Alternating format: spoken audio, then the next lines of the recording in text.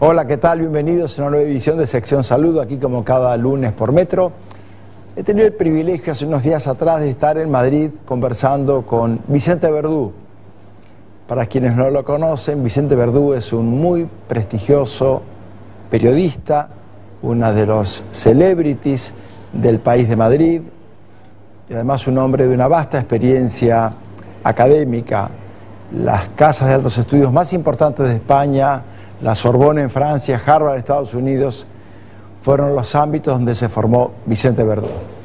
Él es el autor de un concepto muy original, el del capitalismo de ficción, el capitalismo de la producción, las chimeneas negras, el consumo, a este capitalismo que él llama de los efectos especiales.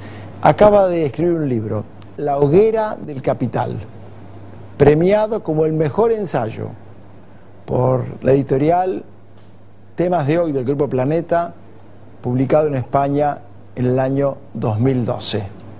Merece la pena ver cómo impactan estos temas de la economía, de las finanzas, la desocupación, el consumo, desmadrado con una mirada aguda, significante, de un hombre extraordinario, Vicente Verdú. Con él los dejo.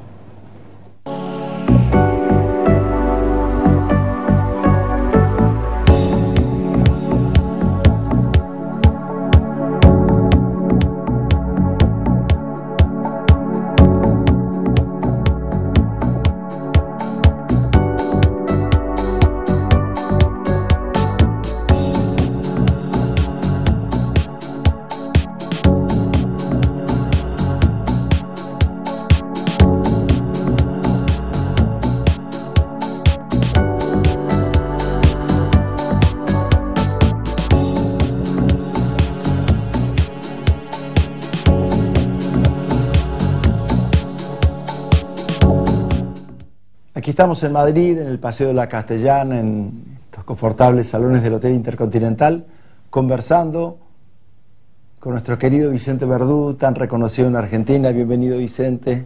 Bien hallado. Gracias por acompañarnos. Encantado. ¿Qué es la hoguera del capital, Vicente? Bueno, pues en cierto modo es una continuación de lo que ya expuse en el capitalismo funeral. La hoguera del capital sería, puesto que los títulos a veces están digamos que pactados, ¿no? Negociados con la editorial, pero a mí me venía bien porque es una metáfora que yo empiezo a jugar con ella en el prólogo, y después porque tiene una ambivalencia que acapara todo lo que está argumentado en el libro. De una parte es esa hoguera en la que el capital ha producido y en la que nos ha abrasado a todos los que estamos más implicados en la crisis, y quizá ya puede decirse que a todo el mundo a través de las repercusiones directas e indirectas. Y después una suerte de autocombustión del capital, del capitalismo, en el sentido en que esta crisis y todas las otras crisis importantes que ha habido en la historia se han producido siempre después de unas vísperas en que la distribución de la renta ha acusado unas diferencias enormes, ¿no? De hecho, ahora mismo nos encontramos con las diferencias de renta mayores de toda la historia de la humanidad, ¿no? Y en ese sentido, el capitalismo pues hace de una parte la culminación de la explotación, pero de otra parte está suicidándose en el sentido de que siendo pocos los que tienen muchísimo, no pueden producir una demanda suficiente de los bienes que se producen, porque por muchos yates que se compre un rico, pues no se comprará tanto como se podrían comprar muchos otros que estuviera más repartida la fortuna, ¿no? Y en ese sentido, pues es una crisis que afecta, desde luego, de una manera muy cruel y criminal a los ciudadanos, no solo a los proletarios, sino a toda la clase media, que ha padecido quizás la mayor de las tormentas, y después al propio hecho del desarrollo del capital, que no cuenta con esa clase media suficiente para colocar su producción, ¿no? Y de ahí seguir con la prosperidad para nuevas inversiones. A mí, Vicente, la palabra crisis no me gusta, Porque cuando un paciente está en estado crítico, puede revertir su situación. Es verdad que la crisis puede pasar, pero tenemos toda la sensación de que esta situación es más sistémica, que es más crepuscular, como que los tiempos auguran un nuevo paradigma, un nuevo mundo. Y también tengo la sensación de que del sistema capitalista desaforado, desde mi punto de vista, casi de asesinos económicos, de asesinato financiero, es como aquellos que han promovido la embriaguez en exceso y luego proponen llevar a esta misma gente que embriagaron a Alcohólicos Anónimos, proponiéndoles abstención y abstinencia y haciéndonos creer que esto es pasajero. Su reflexión, por favor. La metáfora que haces. Yo he visto, en el caso de los sistemas criminales, ¿no? Hemos visto, todos los que tenemos una edad ya un poco desarrollada, que tanto, digamos, el nacionalsocialismo, que fue una utopía de pureza de la raza y demás, el comunismo, que fue una idea de un hombre nuevo, una sociedad sin clases, un poder para el proletariado, devenir en grandes asesinos, ¿no? En grandes asesinos, con los campos de exterminio, de concentración y con los gulags, ¿no? Y quedaba otra utopía, que es la que fundó Adam Smith con el neoliberalismo. Hay una mano invisible en el mercado que, dejada a su antojo, pues pondrá las cosas en su sitio, ¿no? Bueno, ya sabemos que Adam Smith era un presbítero y también tenía otros libros sobre valores morales, en que matizaba eso de dejarlo todo a la buena de Dios, digamos, ¿no? Había también que esa buena de Dios tenerla un tanto supervisada para que no produjera demasiadas enfrentamientos, choques y desigualdades, ¿no? Pero bueno, esa utopía, que fue una utopía que en cierto modo estuvo retrasándose, puesto que el comunismo la mantuvo a raya, pero que se empezó a desencadenar con Thatcher y con Reagan después de la crisis energética en los años 70, esa nueva utopía de la desregulación de los mercados, ha sido la que después nos ha conducido a este otro exterminio, ¿no? Con una condición muy importante que explica muchas cosas, ¿no? Y es la coincidencia de este desplome o este colapso del sistema con el colapso de la democracia. Yo creo que si hubiera habido un poder democrático importante, habría reducido todos los efectos negativos, nefastos que ha tenido la crisis económica, ¿no? Pero ellos, o sea, digamos, los políticos que han sido cómplices de la corrupción, han sido cómplices de las agencias de rating, cómplices de todos los desfalcos que se han producido en la sociedad, han extendido una atmósfera general de descomposición, ¿no? Que en el caso este, el que menciono, creo que es también la descomposición del sistema democrático de representación, ¿no? De manera que muchas veces nos parece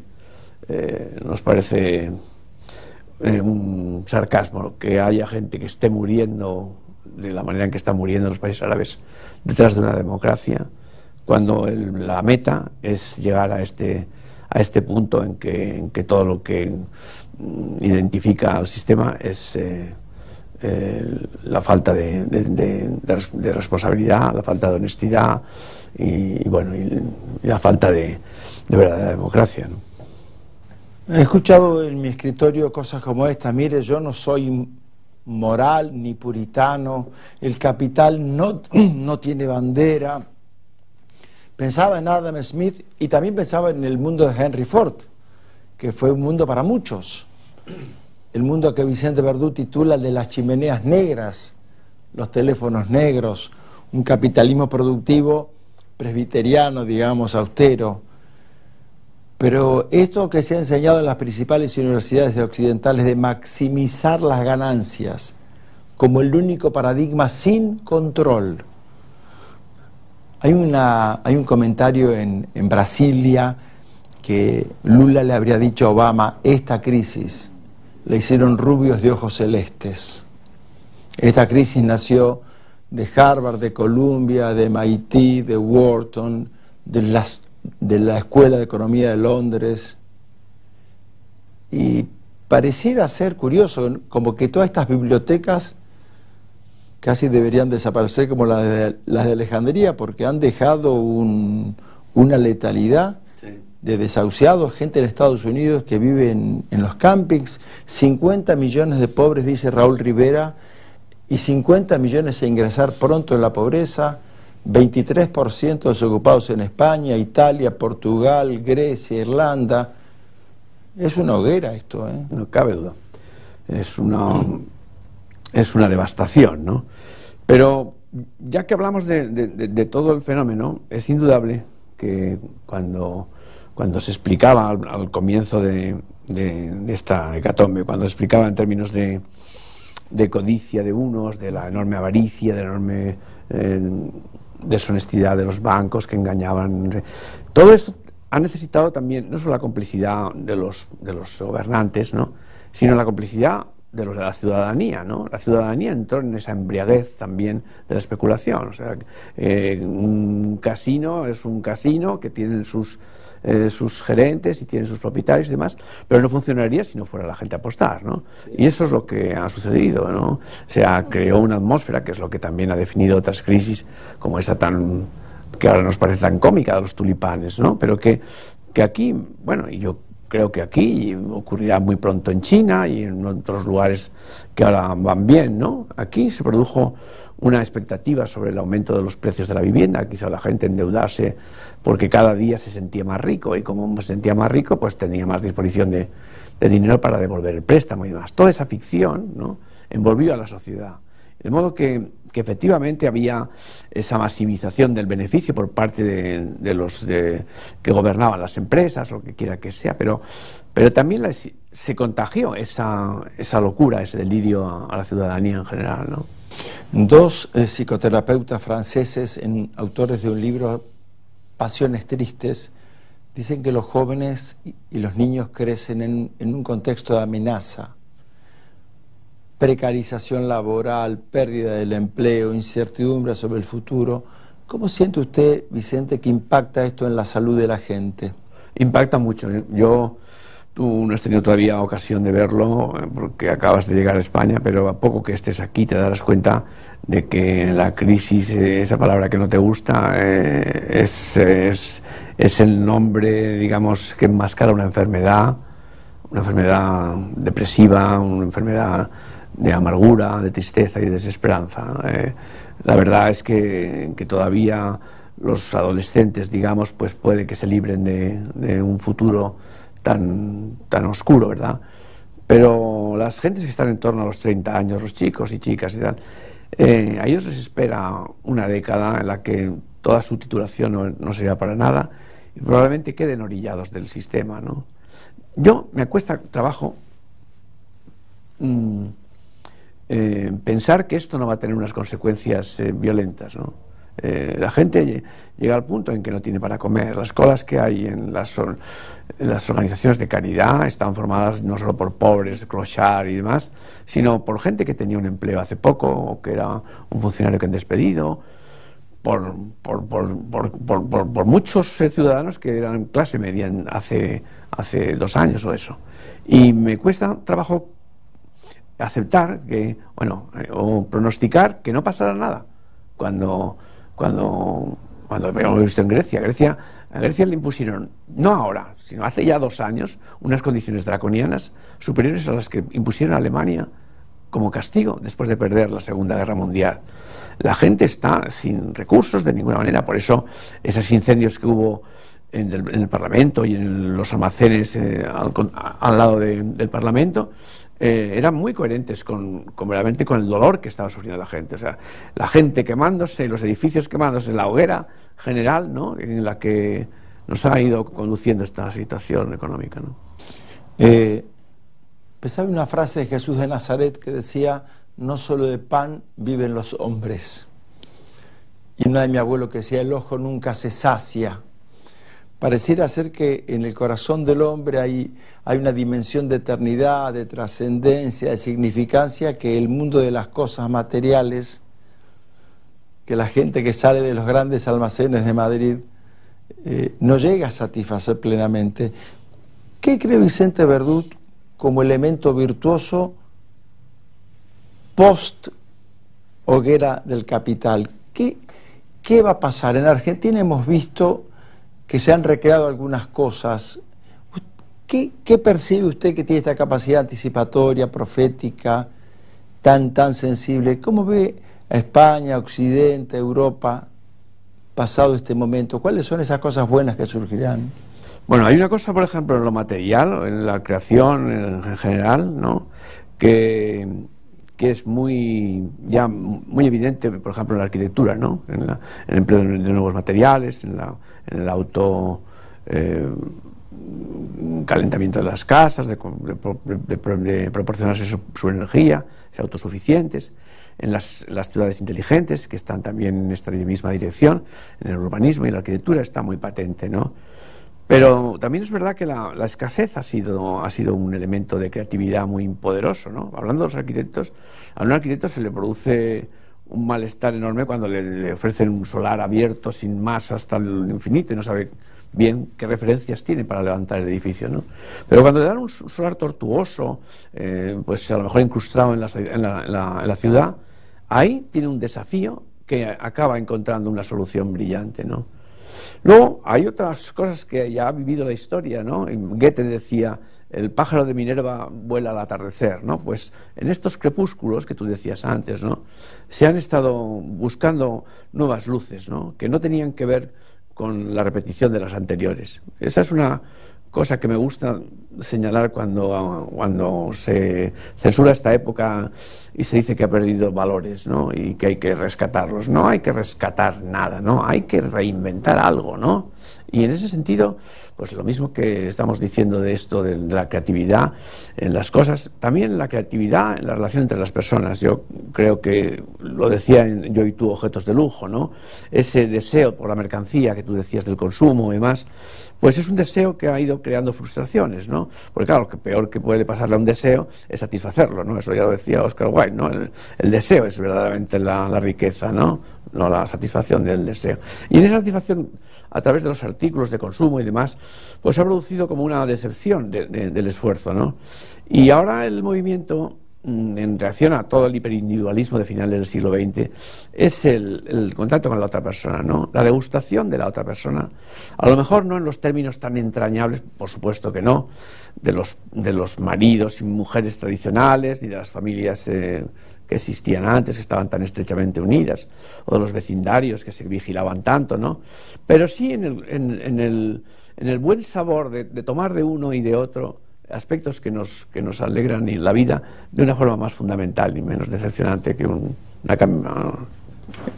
cualquiera. En Argentina tenemos penosas experiencias con crisis extremas, un default donde los bancos tomaron la totalidad de los fondos de la gente e inmediatamente arrancaron temas como el trueque, el nodo, el voluntariado, recursos impensados. Ha crecido la tasa de nacimientos, han habido más vocación por la familia, por los hijos. Hay un Día del Amigo en Argentina que se celebra cada día con más intensidad. Pareciera ser que el verbo ser, como consecuencia de la crisis, va desplazando gradualmente al verbo tener. ¿Usted cree que pasará en Europa algo parecido? Yo creo que sí, porque por otro lado, el último capitalismo, el capitalismo de ficción que tú mencionabas antes, ya fue un capitalismo que se dio cuenta de que las ofertas que más se apreciaban eran las ofertas de experiencias personales, ¿no? Más que tener mucho, ¿no? Lo que importaba era vivir mucho, digamos, ¿no? Tener ocasiones en que o variaban las actitudes en la personalidad, o variaban incluso pues las identidades, se probaba, en fin, de una forma más anárquica, porque yo creo que el mundo que va a venir va a ser un mundo mucho más desordenado, ¿no? Pero ese deseo de tener experiencias, ¿no? Unas veces experiencias a través de decíamos los deportes extremos, ¿no? Pero a través de las experiencias, a través de más parejas, o de más viajes, o de más conocimientos que antes no se tenían. Yo creo que ese deseo por enriquecer el ser sustituye a lo del tener. Una persona que tiene un ser enriquecido, más que enriquecido porque tiene muchos bienes. Es un ser que cuando, por ejemplo, visita una ciudad, obtiene de la ciudad, gracias a sus conocimientos, muchos más provechos y experiencias y goces que el que no tiene nada en su interior, ¿no? A mí me llama la atención en el Uruguay y en Argentina, que usted conoce, Vicente, la presencia del mate, el mate de bombilla, que es tan democrático, que el mate compartido, unos bizcochos, una sentada frente al mar, junto a un río. Claro, esto nos saca del sistema, nos da un momento muy propicio, pero de un consumo económico, democrático, amigable, posible.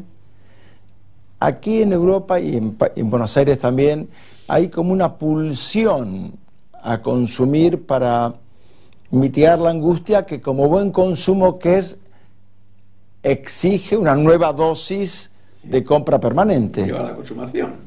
Sí, claro. Pero yo veo el positivo del consumo, que yo no soy de los que se ponen de uñas cuando oyen hablar la palabra consumo y el primer consumo. El consumo ha sido más expansivo que el ahorro, ¿no? Ha sido más comunicativo, ha tenido más capacidad de aleccionarnos sobre las cosas que nos engañaban o no nos engañaban, nos han hecho más escépticos, más infieles, más críticos, etcétera, etcétera, ¿no? Ha hecho al ciudadano una persona mucho más compleja y con más recursos. Ahora, sin embargo, ¿qué dices lo de la comunicación con los demás? Que yo creo que efectivamente es lo que más recompensa produce, ¿no? La felicidad no está no correlaciona tanto con la altura, ni con la inteligencia, ni con la cultura, ni con la religión. Sobre todo correlaciona con la comunicación con los demás, la buena comunicación con los demás. Ahí todos los psicólogos se ponen de acuerdo. Tienes buenas comunicaciones. Por eso las mujeres son muchas veces una fuente de felicidad en la familia, ¿no? Porque ellas se ocupan más de esas relaciones con los otros, son las que tienden lazos. Sobre todo a medida que avanza la edad, el hombre tiende a retraerse, tiene un amigo, no tiene ninguno. Y la mujer todavía se acuerda del cumpleaños de aquel y quién va a dar a luz y cómo está. Dice un admirador suyo, el querido profesor, doctor Viciosa, que la hormiga no es nadie sin el hormiguero.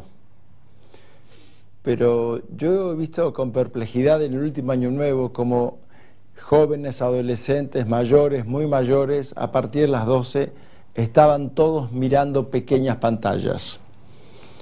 Y yo decía, ¿a quién saludan? Lo virtual estaba sustituyendo una mesa grande de lo real. Lo vemos como virtual, pero puede ser que ya esa realidad se haya incorporado tanto a sus vidas, ¿no? Que corresponda también a elementos que no tienen por qué ocupar un segundo orden, ¿no?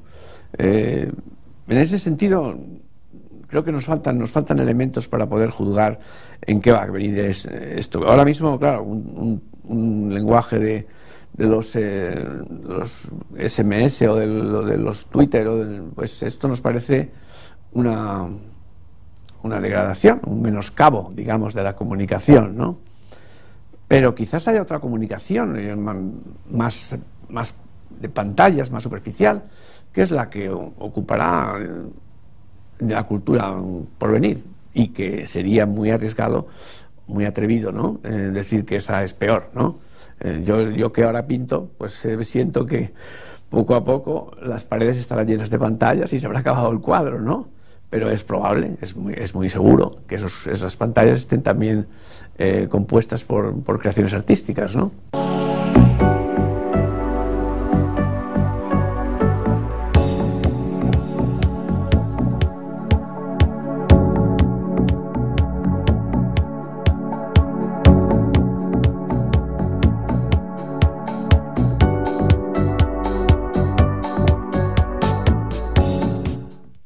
Espero hayan disfrutado estas reflexiones tan sustanciosas, tan profundas, tan vigentes.